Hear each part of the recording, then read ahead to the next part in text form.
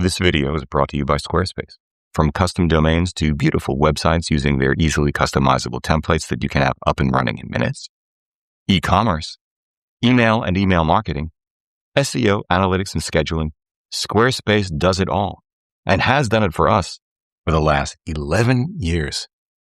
If you are a small to mid-sized business in any industry, Squarespace is the place to go for all of your website needs. Hop over to www.squarespace.com/Hugh for a free trial.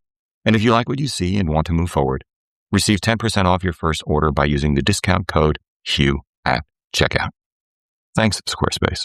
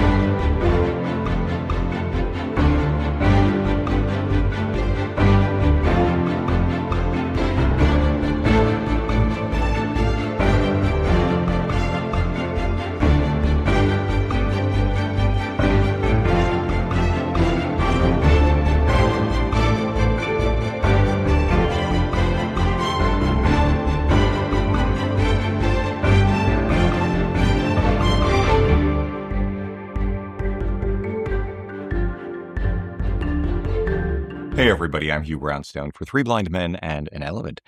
And since you almost certainly already know all of the headline specs, you've almost certainly watched a pile of first look videos by YouTubers outside of the US regurgitating those same specs along with footage, praise, laments, and comparisons to iPhones, APS-C cameras, Micro Four Thirds cameras, even full frame cameras. You already know about the various kerfuffles responsible for the delayed U.S. launch. You've heard ad nauseum about the competitive landscape, and by the time you get to this video, there will no doubt be a brand new pile of videos from U.S. YouTubers, many of which you will have also seen by now. So I'll just cut to the chase. DJI's Osmo Pocket 4 Pro, the only camera I'm covering today in this video, well, it fundamentally alters my assessment of the future of 1-inch sensor cameras in general, and by extension, the entire industry.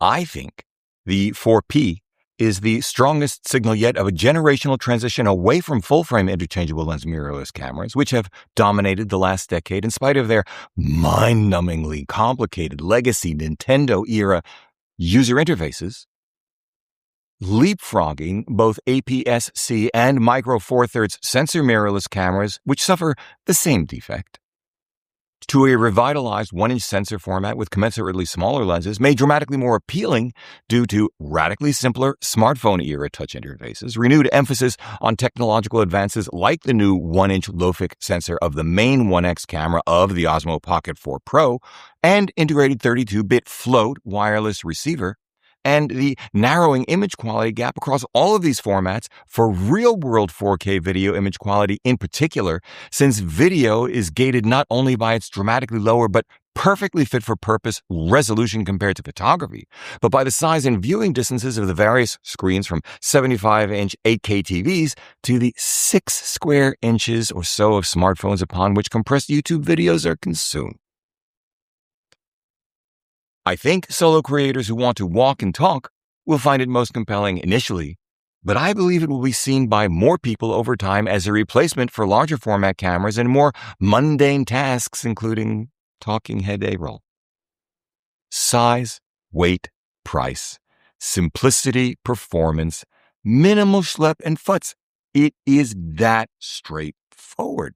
Although it doesn't hurt that this fourth generation of the original Osmo Pocket also offers the options of a smaller than palm-sized remote controller monitor and an onboard fill light. It's not officially out yet. You've got to be very careful in public. But you know what I'm talking about. This bad boy.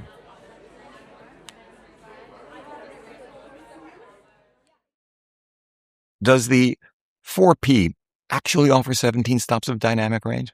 I don't know. I don't use Imatest software. I'm not going to start now. And I don't want the post-processing and editing overhead of shooting in 10-bit RAW because I think most of us can't tell the difference once run through the YouTube compression gauntlet and wouldn't care anyway if the subject matter were sufficiently compelling.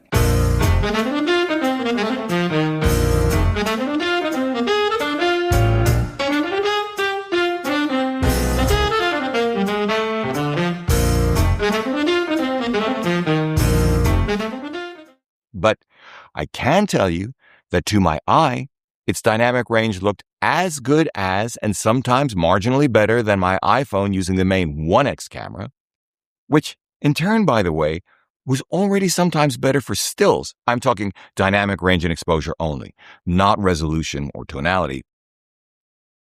Courtesy of multi-exposure computational imaging, than my vastly bigger, heavier, and more expensive and much more fun to use, except when schlepping, dedicated cameras. This is a big deal.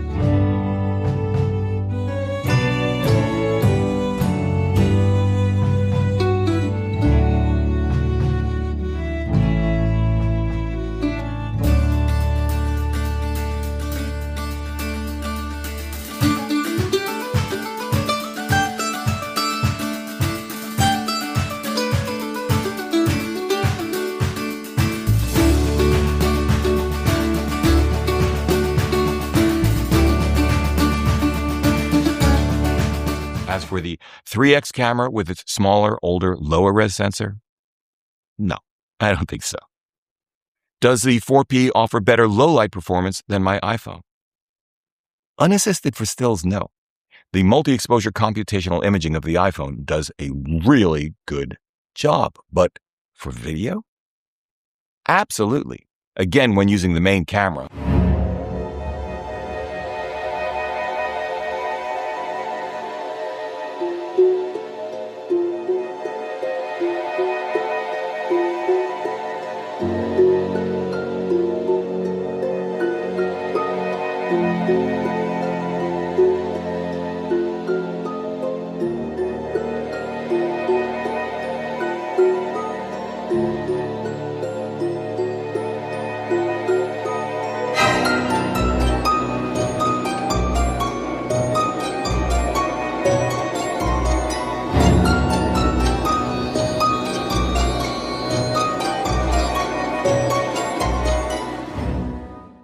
That low-fic sensor, something's really happening with that. It makes sense.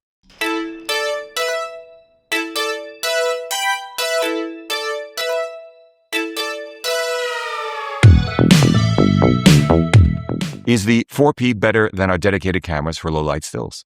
I need to do disciplined tests, but the computational imaging of my iPhone 17 Pro, impressive as it is in isolation, is blown away by even 26 megapixel micro four thirds cameras, never mind 40 megapixel APS-C cameras, 61 to 67 megapixel full frame cameras, or 102.5 megapixel medium format cameras when used with bracketing. But for video, once again, I simply need more time with it used in anger to give you a truly considered take. Does the 4P offer better subject separation than my iPhone 17 Pro? Yes, when using the 3x camera. Is it a ginormous difference? No. Does it hold a candle to a full-frame 51.0? Of course not in the slightest. But at real-world apertures for, say, interviews, call it f4 or 5.6? Perhaps not surprisingly, yes, but hold that thought. Does the 4P handle thermal management better than my iPhone? Yes. Better than my S5 IIs? No. S1 Mark II when using CF Express Type B? Yes. S1 Mark II when using a battery eliminator? No. Does it offer better, smoother handheld shooting than my iPhone 17 Pro? It's closer than you might imagine, but yes, especially over long continuous shooting of the kind Claudia sometimes does. After shooting with it for just a day or so, Claudia believes the Osmo Pocket 4 Pro is a better tool for her when she does location for our YouTube channel than her iPhone 17, even my iPhone 17 Pro, with or without DJI's own Osmo Mobile 7 or 8 period. I was surprised by this. B. Then again, I think DJI's Osmo Pocket 4 Pro just might be a better tool for what we do on location for our YouTube channel than any of our dedicated full-frame cameras. I'm talking Sony a7R5, a7CR, EOS R6 from Canon, Lumix S1 Mark II, S1R Mark II, Leica SL3, or our trio of Lumix S5 IIs for 3-camera shoots, with or without DJI's own Ronin 4 or 5, somewhere north of 75% of the time. I did not see that coming. But let's return first to the iPhone comparison. Why do I think the Pocket 4P is better than an iPhone 17 Pro? Well, this is why. A. It offers better audio than an iPhone alone, courtesy of the aforementioned built-in 32-bit float wireless mic receiver, which, this took me a while to sort out, can be monitored in real time by ear with an old pair of wired Apple earbuds and a USB-C to 3.5mm adapter cable. I don't know why I couldn't get it to work with any of my over-the-ear cans from AKG or Biodynamic. B. It requires less futzing, courtesy of the aforementioned optional onboard fill light, especially on the street. C. It offers greater stealth than an iPhone with or without DJI's own Osmo mobile gimbals, less fatigue with or without them. This would have been especially useful in Osaka. D. It offers better dynamic capture than an iPhone without an Osmo mobile gimbal. E. It offers superior workflow, courtesy of its dedicated onboard 103 gigabyte SSD and its ability to record much longer without frying Claudia's hands or prematurely auto-dimming the iPhone screen as it heats up. F. It offers better shallowest depth of field with its 3x camera than my iPhone 17 Pro, the 4P offering a full-frame equivalent field of view shallowest depth of field of a true optical 60mm f6.3 compared to the 17 Pro's true optical 4x full-frame equivalent 100 f10 or crop 2x full-frame equivalent 48mm f12.6. G. It offers notably superior low-light performance at the margin for video when using the main 1x camera, courtesy of its nominal 37-megapixel 1-inch low-fix sensor, although this advantage essentially disappears for stills or when using the 3x lens with its smaller 1 to 1.28-inch 10-megapixel non-low-fix sensor, which unfortunately is precisely the camera I want to use for 3-camera shoots. Me running. And H. It offers what some of us may regard as superior visual monitoring options, courtesy of DJI's Mimo app or the diminutive but works quite well tap frame remote controller monitor, especially as a director's monitor, which I used while on the streets of Toronto as on-screen talent, and quite liked. Claudia's take notwithstanding, is the 4P always better than my iPhone? I think there are times when it is not. A. The iPhone 17 Pro has natively wider and longer optical reach without supplementary lenses, ergo less futzing. B. The iPhone 17 is weather and dust resistant where the 4P is not, ergo less stress, more creative latitude. C. Before it dims, the iPhone's screen is dramatically bigger, brighter, and more useful for critical framing and composition. Those are not quite the same thing. D. A bit more detail about real-time audio monitoring. I could use high-end over-the-ear cans like my AKG 712s with DJI's wireless Mic 3 receiver plugged into my iPhone 17 Pro via USB-C, but as I said earlier, was unable to do this with the 3.5mm adapter I had on hand, though in hindsight, that might have been an Apple-specific cable. Maybe. E. The iPhone is always there, and worst-case scenario, although I would not rely on its onboard mic on a regular basis, it is amazing what a dedicated post-processing tool like Auphonic can do in a pinch. F. The iPhone 17 Pro, along with its 3 rear cameras, has the advantage of a drastically bigger and brighter integrated screen for composing and monitoring for Claudia, if not for me. G. Claudia is so good with an iPhone that she can capture certain movements with more fluidity with the iPhone. At least for now. H. It would take something like SmallRig's Pocket 4P cage, dual mount support, and handle combined with a smartphone with the Mimo app to give her as much screen real estate. And while this would be lovely, it would also result in a much bigger rig that would profoundly alter its stealthiness, and heat management with the iPhone is heat management with the iPhone. I. One can buy a MagSafe monitor that allows the use of those 3 rear cameras with much better and more versatile coverage than the front-facing camera alone. Why do I think the 4P is better than dedicated full-frame cameras or APS-C or Micro Four Thirds cameras much of the time? Well, we've already gone through the list. Say it with me now. A. It's diminutive scale. B. It's much simpler touch interface once you get used to it. C. Integrated gimbal. I mean, that's where this all started. D. Integrated wireless 32-bit float mic receiver. E. Simpler, smaller, and lower cost monitoring options. F. Excellent. Fit for purpose image quality, which again is to say 4K video compressed by YouTube with what might be perceived by some of us as better exposure, dynamic range, color, and sharpness than many dedicated cameras.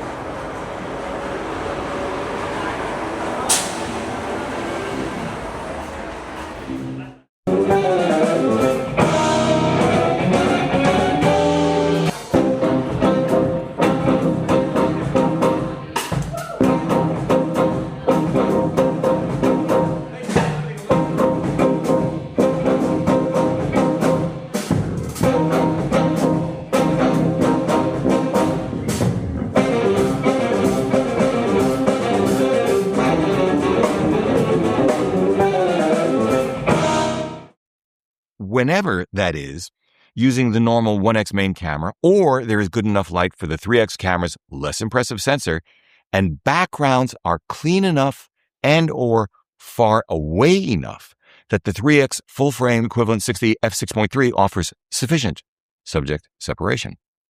Oh, and H, built-in timecode, no extra generator to futz with when using dedicated cameras. But again, why isn't it better 100% of the time? Well, because A, interchangeable lenses and the bodies to which they are mounted sometimes are worth the schlep, the futz, the cost, especially when walking into a situation where advanced scouting hasn't taken place and or room visuals just aren't accommodating. which is to say, when one may need more versatility for composing the shot properly than anything either side of a 20mm f5.4 or a 60mm f6.3 full-frame equivalent. B, one may need more resolution. C, one may need more low-light capability. Oh, again, that low-fix sensor continues to interest me.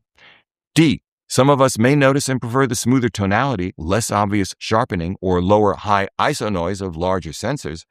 And or E, interchangeable lens mirrorless cameras and lenses you already own or can buy used, full frame, APS-C, micro four thirds, may sufficiently narrow the price advantage that versatility, image quality, ability to record longer courtesy of larger cards, and dual card slots tip the balance in favor of the bigger kit. Although, for stills, for what we do, straight up, no way. The 4P is not remotely compelling for our personal street photography work.